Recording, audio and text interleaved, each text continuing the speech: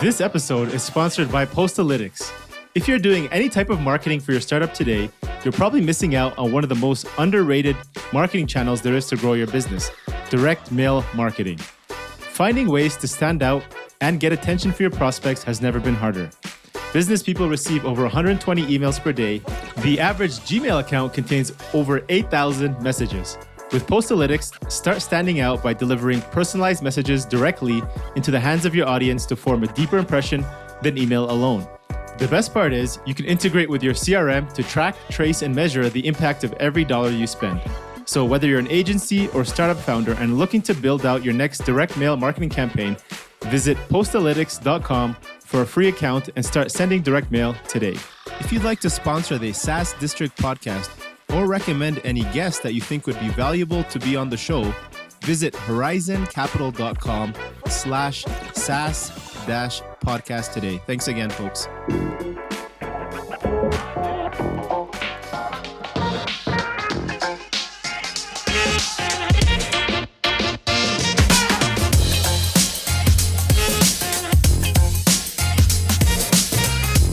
Hello, everyone. This is your host, Akil Jabbar, and welcome back to another episode of SaaS District. In today's episode, we'll be talking about how to use one-way video interviews for hiring top talent.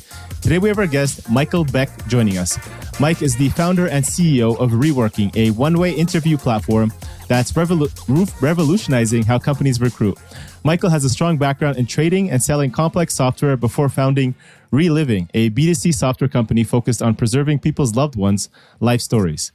After the COVID break, though, they pivoted towards what Reworking is today, from a B2C to a B2B one-way video interview platform for busy employers, which we'll talk about today. So welcome, Mike. Super excited to have you on the SaaS District show today. Thank you very much. Nice intro as well. Thanks for the intro. No worries. It's a pleasure to be here, but thanks for inviting me on. No problem, Michael. I'm excited to hear what you've built so far. And I want to get right into kind of the technical questions around recruiting, because I think that's a question, founders are always asking how to improve that process, because I think that's kind of a life and blood of how your company's formed, having top talent. To you, what would you say is the maybe single most important part in your experience of the overall entire recruitment process to finding the right hire for your business? Well, for me, it's personally seeing the person. By seeing the person, you get to understand how someone communicates, how they present themselves. But the problem at the moment is that there's simply, you can't see everyone. There's not enough time in the day to just go through see every single application.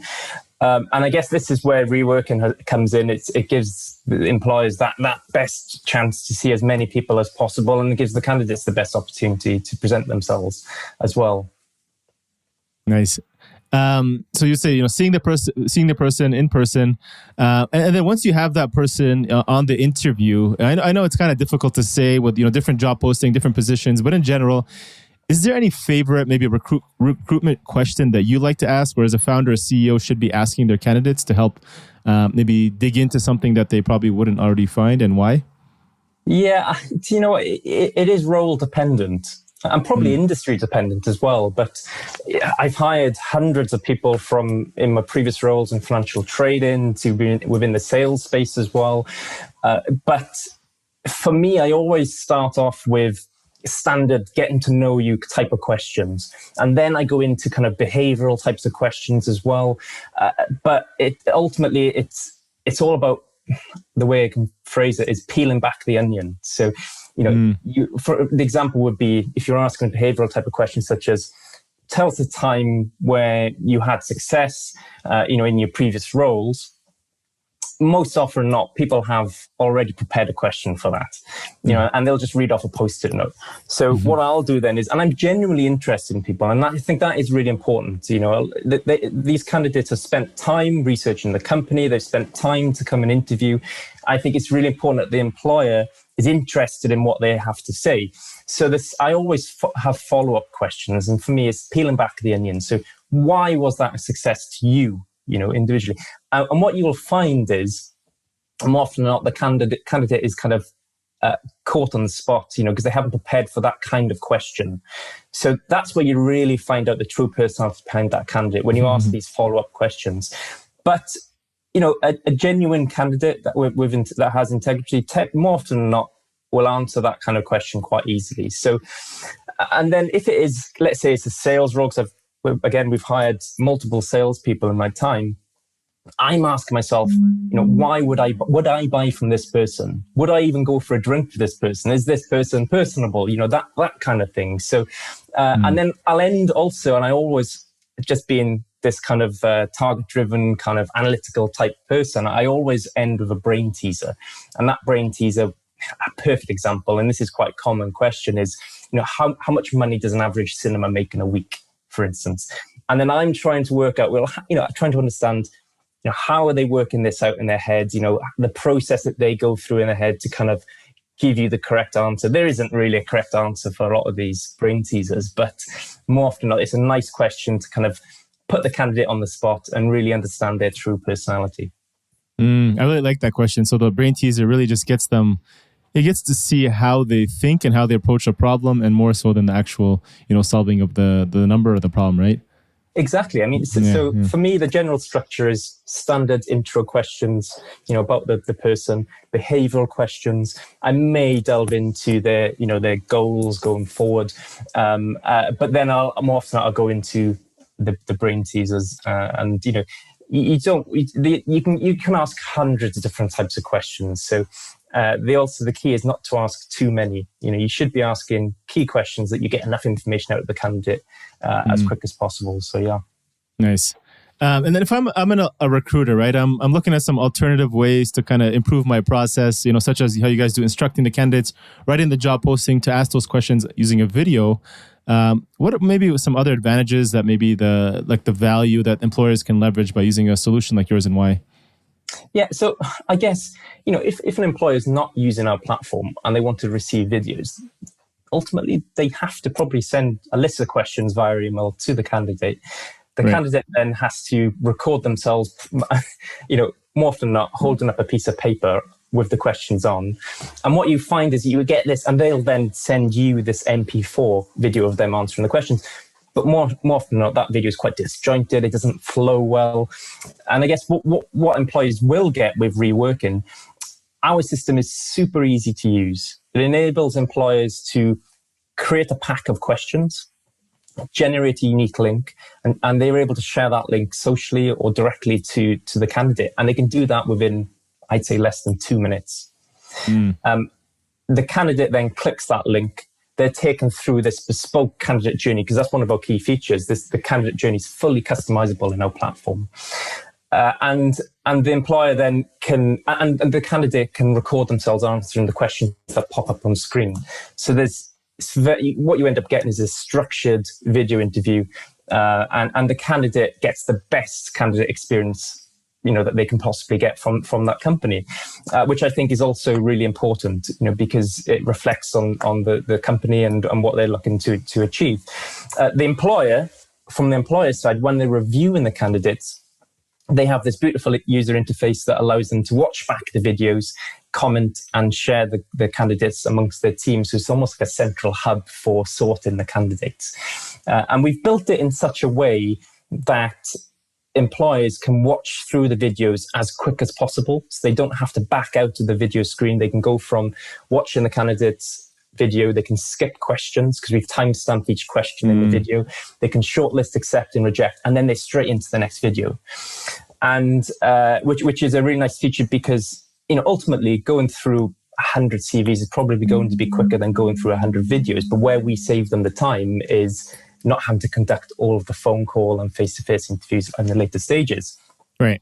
But the candidate then, and the other feature that we have, which is really useful, is a screening question feature. So the employer can add in screening questions, and then based on how many correct answers the candidate gives, we'll sort the candidate videos based on this traffic light system.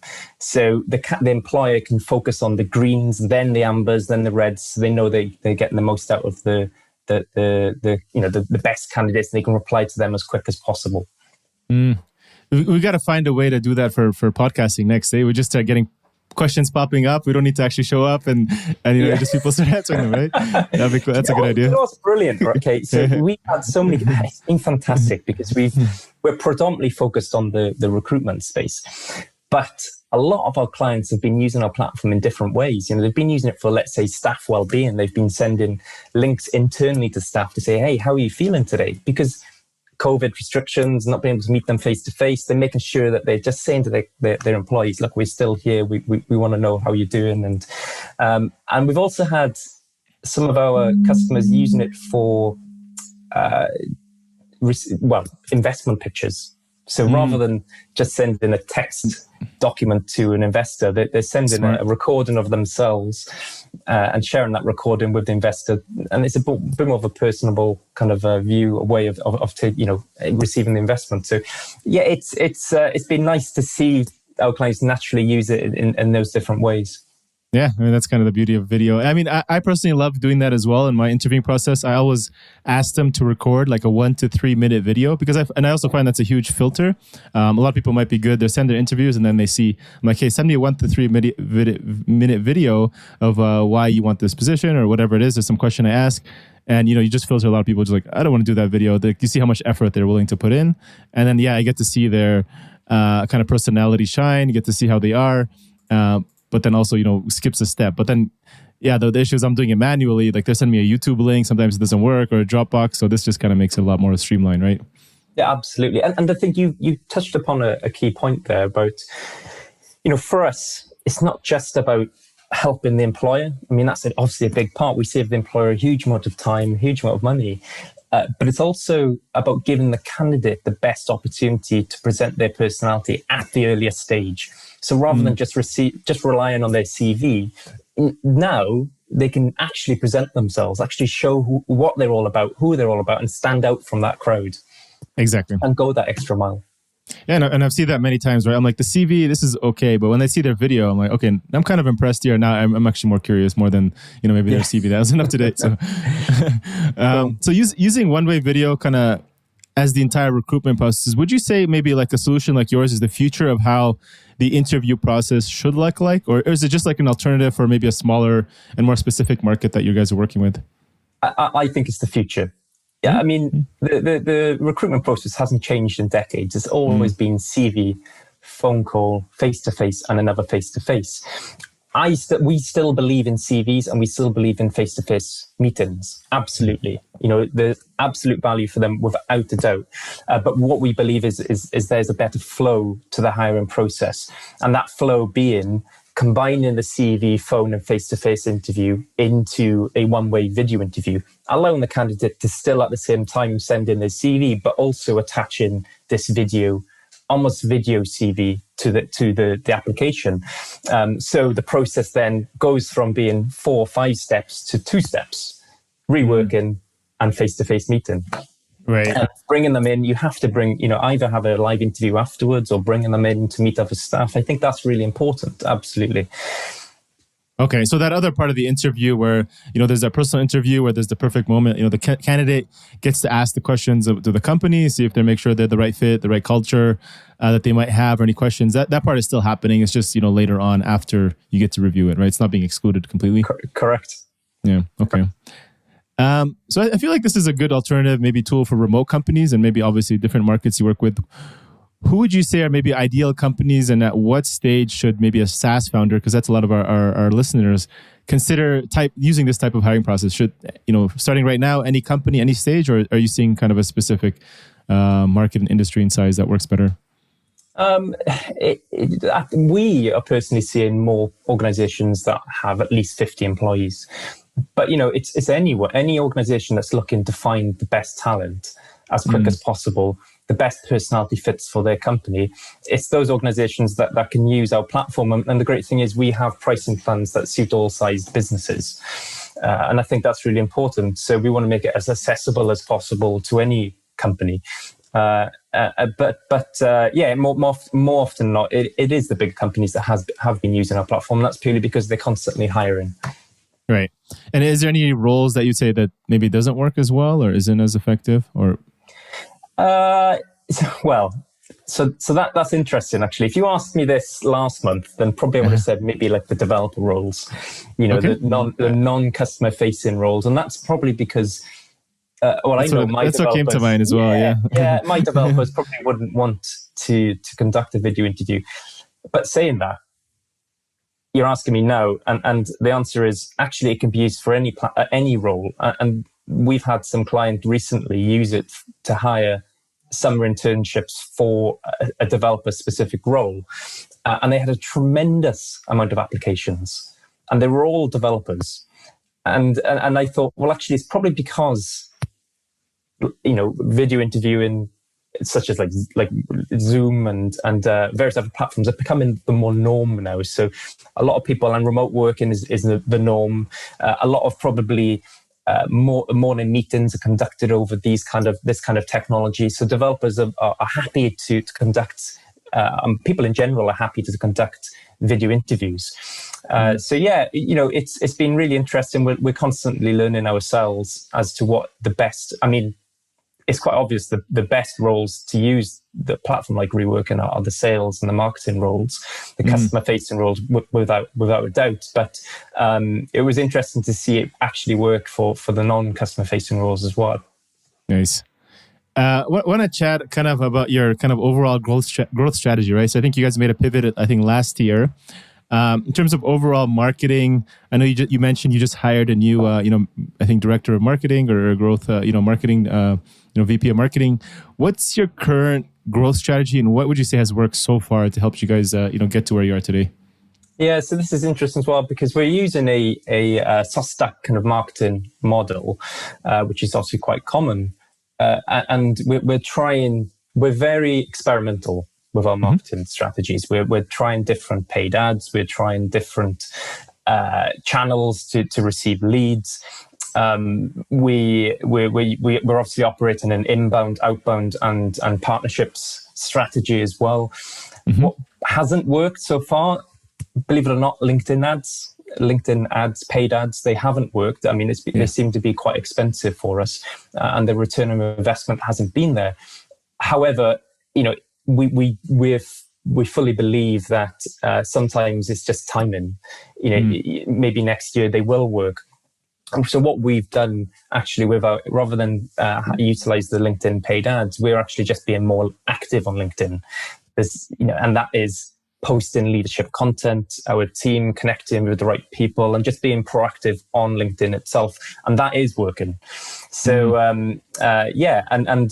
we are too also releasing the likes of podcasts, generally writing content as much as possible.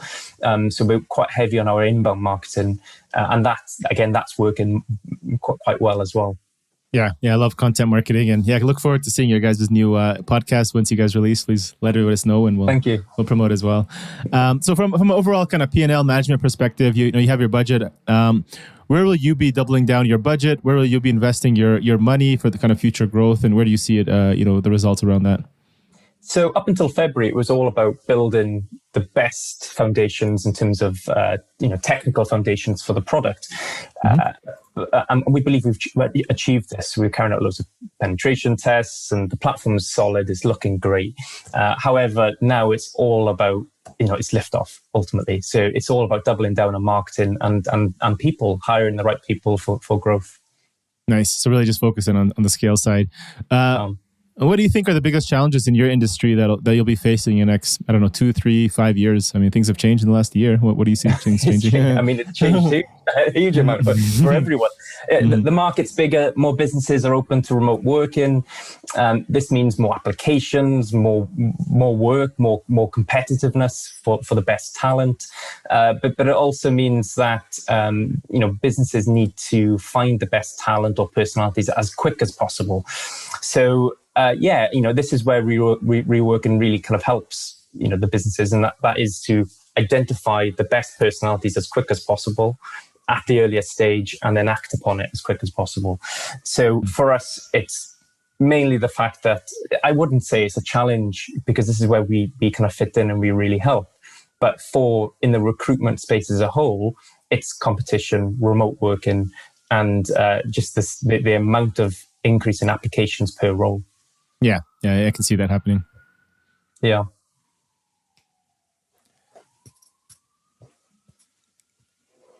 So, Michael, want to switch gears. Want to understand, can you share, your background, your past positions, past ventures, up until co-founding, the CEO role at Reworking. I know you also had another company prior to that, which you made that pivot. Yeah. So I've been on a bit of a journey myself, and the key for me is that I'm constantly learning, I'm constantly investing in myself, and improving, as I go. So a bit of a background: I graduated from Swansea University in the UK, studying economics, and I probably for years prior, I always wanted to be a financial trader. That was my dream job, and I ended up working for a fantastic company. We based in an office in a place called Brighton in the UK. I was trading, probably had 7 screens in front of me. I was trading short-term interest rates and commodities. It was a fast-paced environment to work in, and I loved it.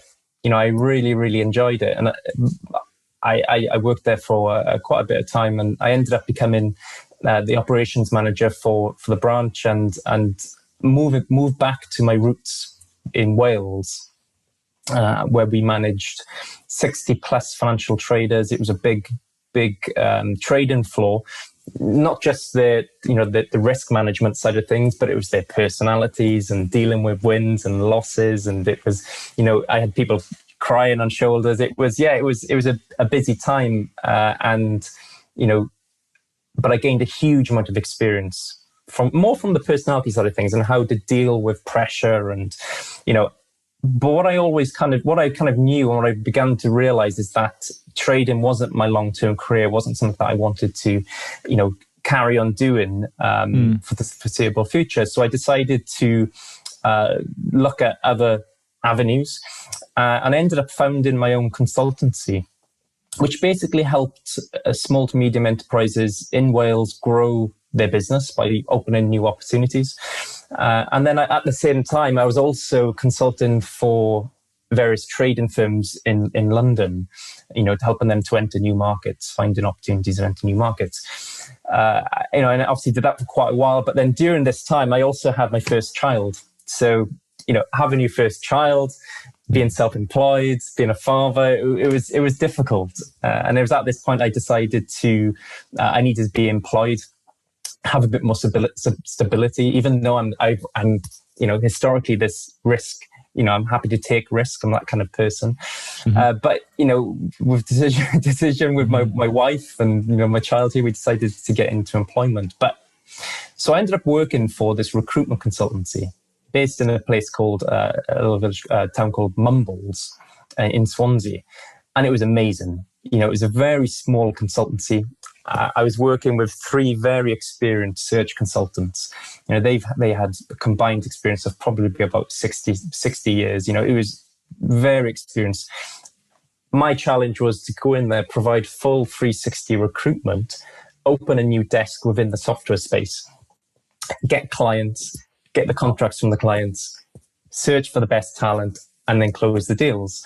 Right. And I ended up getting some big clients on board, the likes of SAP, and we were pretty much placing director level roles up. It was a fantastic experience. But the thing is, we all shared the same experience and the same interests. We were all interested in triathlons and sports, and so we were placing candidates, experienced candidates, closing big deals in the morning, then going swimming in the local bay, Langland Bay, have a triathlon training for lunch, and then back closing deals in the afternoon. It was a great kind of work-life balance in this place, and it was through this role I realized the potential within the software space, because I was obviously placing candidates within the software space. And I noticed a unique company called Vico and they were based in Swansea as well. And they provide inventory management software. So pretty complex software. It has a lot to offer for retailers, online retailers. And I approached them and began essentially working for them as a business development manager.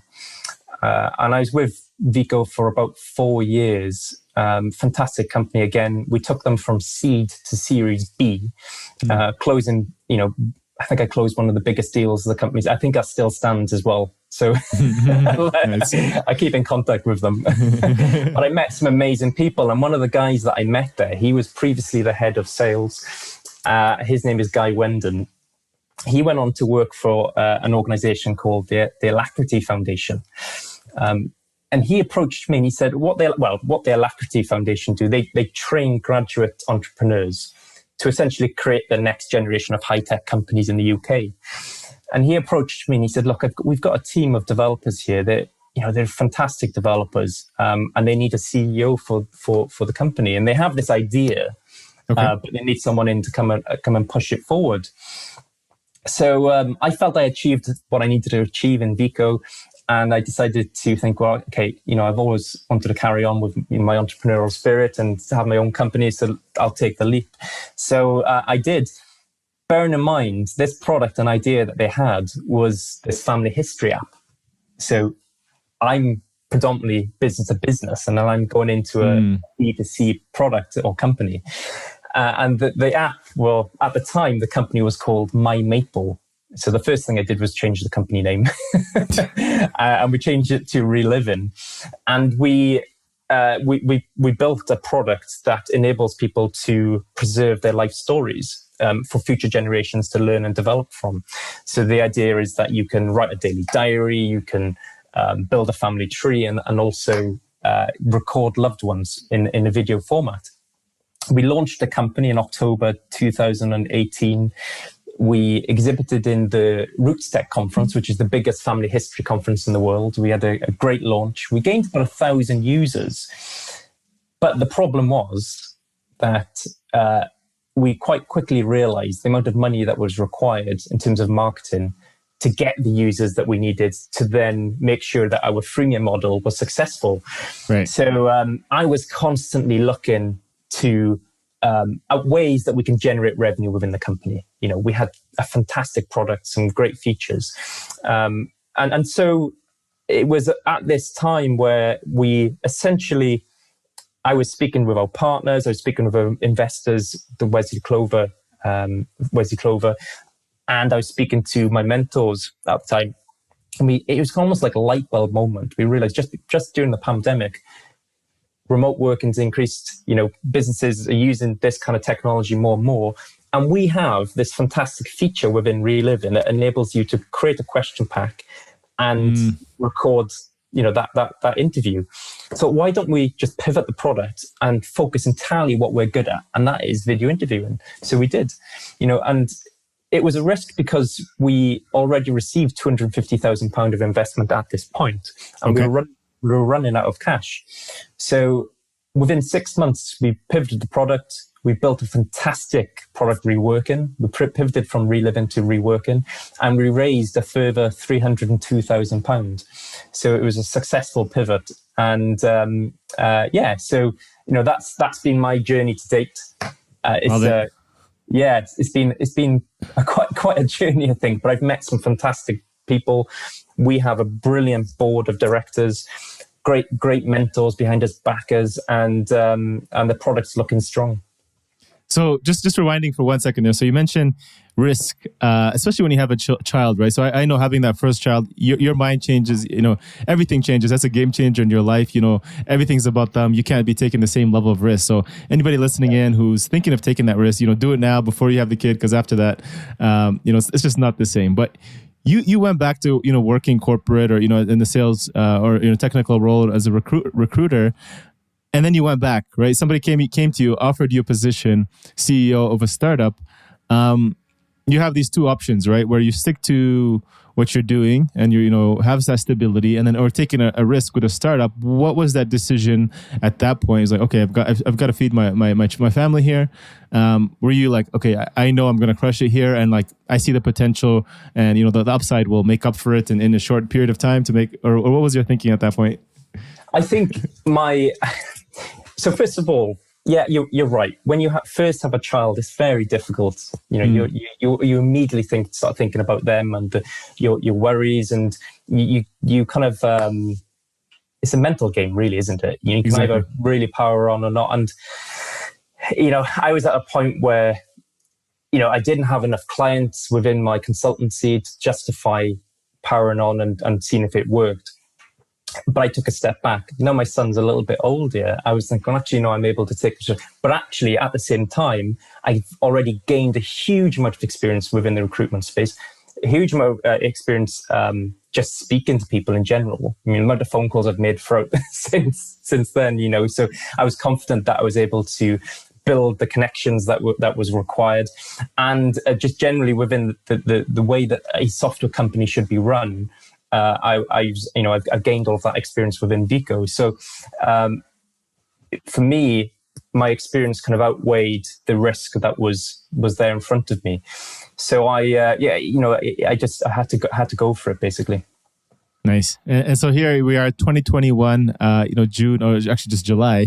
Where are you guys in terms of size today? MRR, team size, user growth, and you guys mentioned you raised, I guess, almost £500,000, right? In That's it. capital. So we've raised 550,000.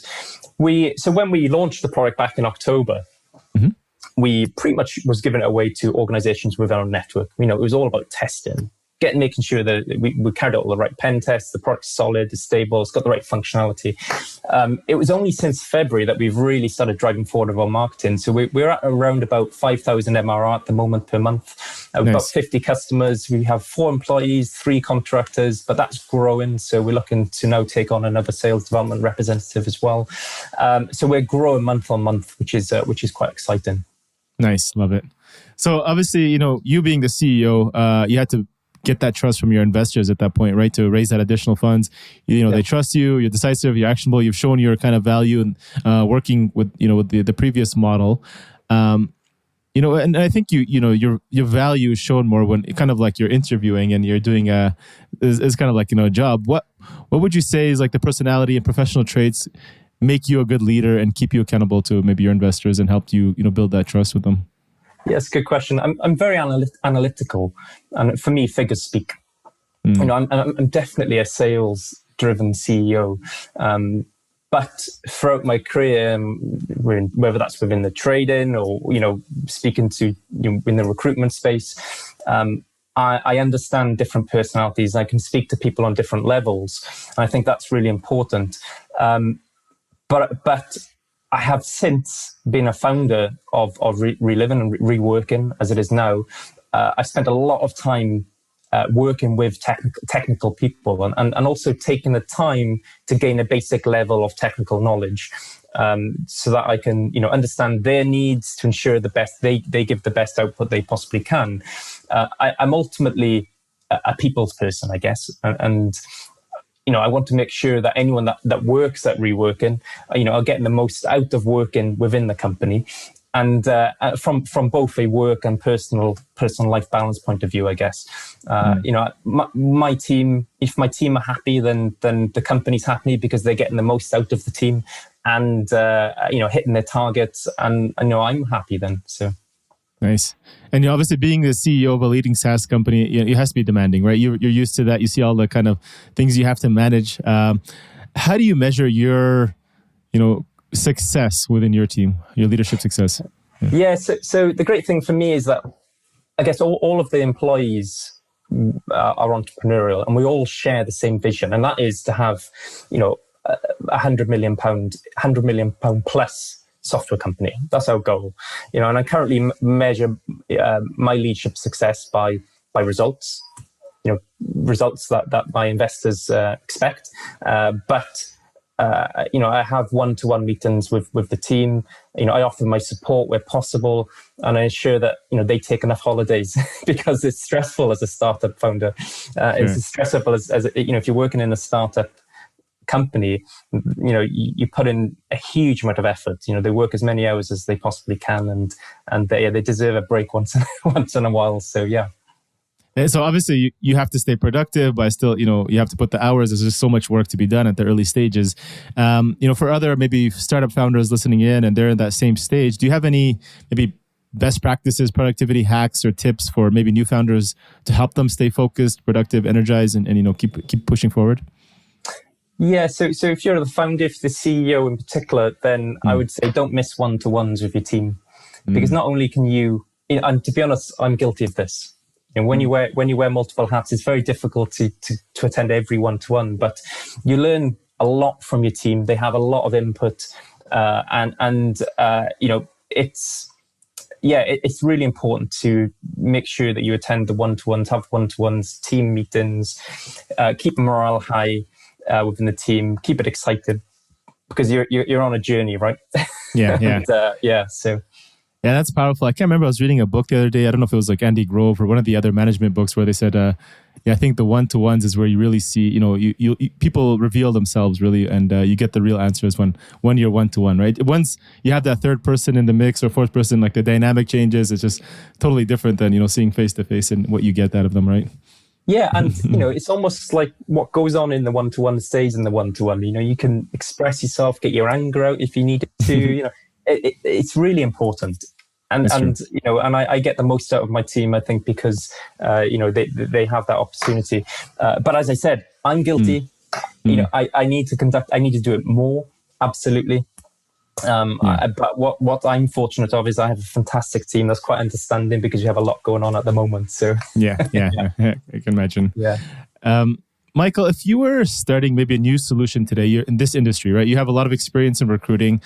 What are some other opportunities that you would maybe tackle, and you see big opportunities maybe for other founders listening in that they want to try and test out and build for? It's an interesting one. So, I mean, there's AI technology. I mean, I don't want to give too much away, because we're working on quite a lot of new features and functionality. But we can switch. I mean, if it doesn't have to be recruiting, it could be something different that maybe you're still excited about and that you guys are not working on. How about that? Yeah, no. I'm happy to focus on recruitment. Absolutely. Okay. For me, I think AI technology, understanding. So you have a video interview, they're able to pick up someone's personality or feelings and emotions just by the video itself and the way they're acting, and whether or not someone's lying or being truthful. It's quite interesting technology, I think. I believe I think it's out there, but it can be explored definitely a lot more. So nice. There's an opportunity there without a doubt. Would you think the personality would affect that decision? No, because I mean, you can tell. I mean, based on their personality, you'd have different kind of how they present themselves too, right? You have somebody who's introverted versus extroverted, and all the above, right? Yeah, absolutely. Yeah. I guess if you can pick that up over, human judgment, that's huge. Yeah, I agree. Michael, I want to switch gears, kind of a little bit more personal, more rapid fire questions. What's one piece of advice you wish you had known and would tell your 25-year-old self if you're starting again? Buy lots and lots of Bitcoin. No. Yeah, it's true. No, seriously. Embrace opportunities as much as possible. Yeah. And take the risk while you're young. Absolutely. Love it. What are some of the biggest challenges you're currently facing in order to continue to grow Reworking? And what's keeping you up at night these days other than maybe your child? No, he sleeps through now, which is great. Actually, it's such an exciting time for us. There's so many opportunities that for us to grow Reworking. We have partners approaching us. We have various businesses and API integrations, opportunities, businesses signing up and demonstrations.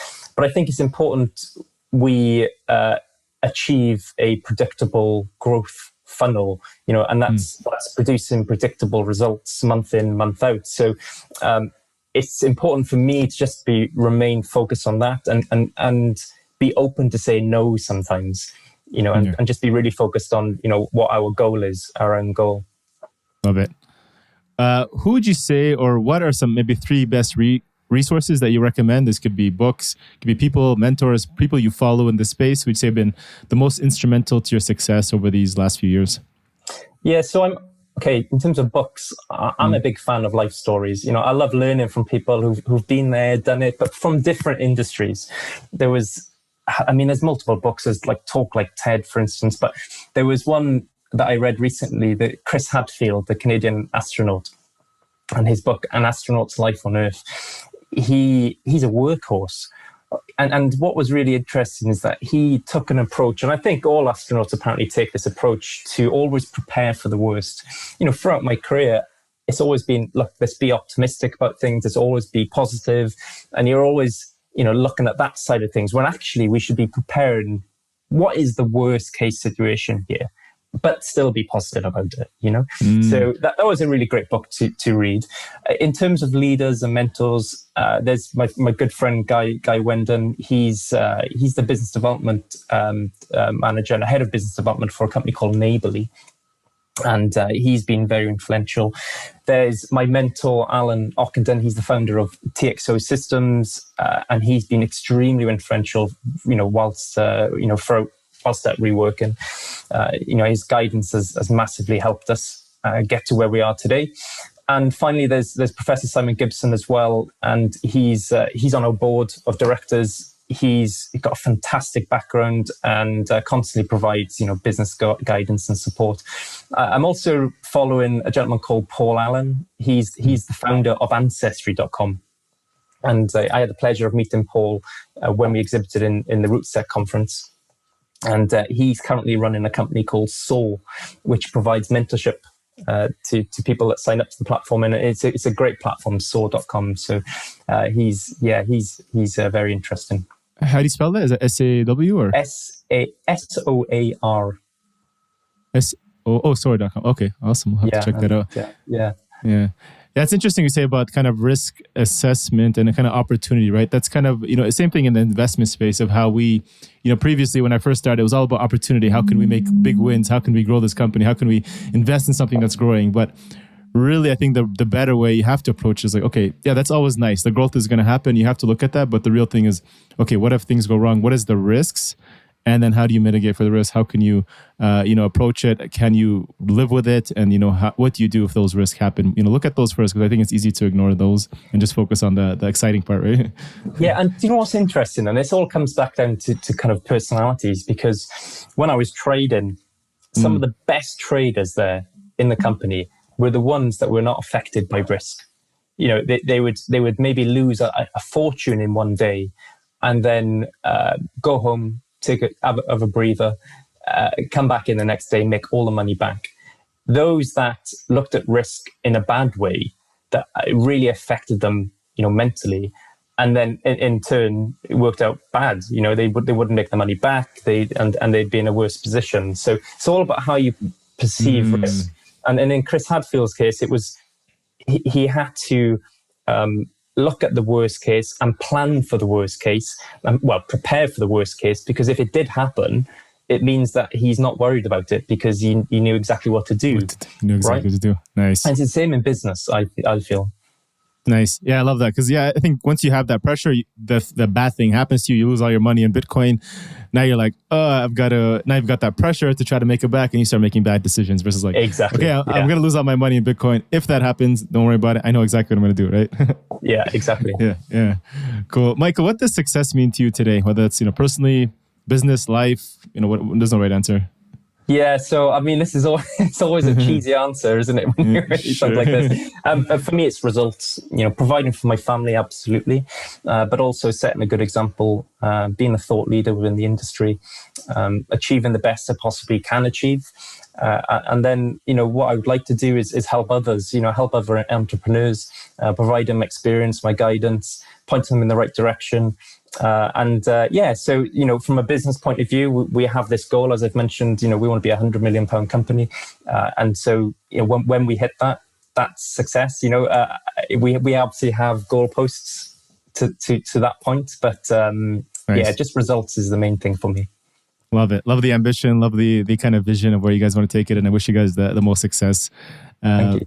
Mike, where can our other founders listening in get in touch with you, learn more about you, or just say hi or learn more about Reworking? Cool. I mean, absolutely. So you can visit our website, reworking.com. There's a 30-day free trial if you wish, no card required. So sign up, have a play around with the platform. And you can contact me directly on my email, which is mike.beck, B-E-C-K, @reworking.com. Love it. Thank you so much for joining SaaS District Show today, Mike. I really appreciate it. Thank you so much for having me. Cheers. Thank you all for listening in to this episode and joining SaaS District today. Don't forget to leave a review and subscribe for future episodes where we interview top leaders in the SaaS industry. If you're a SaaS company looking to grow and unlock the true value of your business, get in touch with us at horizoncapital.com. And myself or one of our consultants will provide a free assessment to help you get there and hit your goals. If you have any feedback or suggestions for this podcast, please DM us on Instagram or LinkedIn at Horizon Capital and help us improve our content for you all. Thanks again and hope to see you on the next one.